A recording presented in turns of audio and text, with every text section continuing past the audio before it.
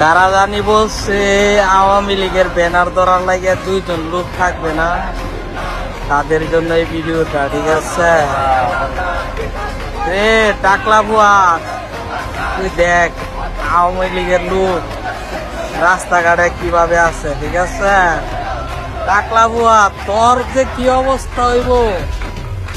এর আগে তো যখন শেখ হাসিনা ক্ষমতায় আসিল তুই বিভিন্ন বক্তব্য দিছ, শেখ হাসিনা তোরে মাফ করে দিছে। এবারকার শেখ হাসিনার কর্মীরা তোরে মাফ করতো না। টাকলা বুয়া, তোর টাকলার মাঝে খাম্বা বসাইব, বুঝছিস তুই তোর টাকলার মাঝে। ঠিক আছে দেখ তোরা খালি দেখবি আর জ্বলবি। ঠিক আছে সময় বেশি দিন নাই ঘুরতে, অল্প কয়েকটা দিন ধৈর্য ধর, তোর টাকলার মাঝে খাম্বা বসাবো। ঠিক আছে শালা বাইক চুদেরা।